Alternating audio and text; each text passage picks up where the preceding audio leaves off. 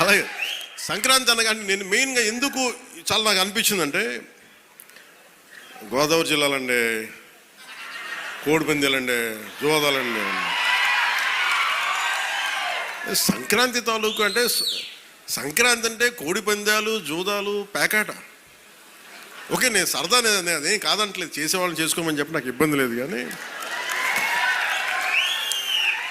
అంటే నేను తెలంగాణ స్నేహితులు కూడా చెప్తా ఉంటాను. హైదరాబాద్ నేనే ఇంట్లో ఉంటే, నేను హైదరాబాద్లో ఉంటే ఇప్పుడు 10 years బ్యాక్ మేము ఎక్కడికి వెళ్తా అంటే మేము భీమవరం వెళ్ళిపోతామండి, లేదంటే మేము తూర్పుగోదావరి వెళ్ళిపోతాం. దేనికి అంటే మేము అక్కడ ఈ కోడి పందాలకి ఎంత డబ్బులు వేస్తారన్న తెలియదు కూడా తెలియదు.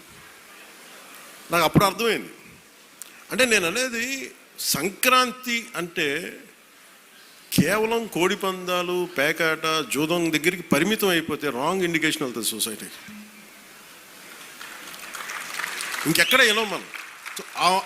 అది మార్పు రావాలి అంటే, ఎందుకంటే మన సంస్కృతిని మనల్ని దేనికైతే అసలు మూలం ఎట్లా ప్రారంభం అది మర్చిపోయాం అనుకోండి, మర్చిపోతే అది దారి తప్పేస్తాం. అప్పుడు మీకు మెకాలే చెప్పినట్టుగా ఒకరిని దెబ్బ కొట్టాలి, ఒకరిని సంస్కృతిని, దేశాన్ని వైపౌట్ చేయాలంటే ముందు వాళ్ళ సంస్కృతిని చంపేయడం.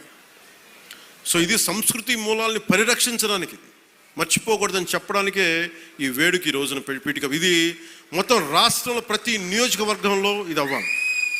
ఇది గోదావరి జిల్లాలో సంక్రాంతిని కోడిపందాలు ₹1 చేతులు మారుతాయి అనే మాట పోవాలి. సంక్రాంతి నుంచి భోగి మంటల్లో కలిపేయాలి.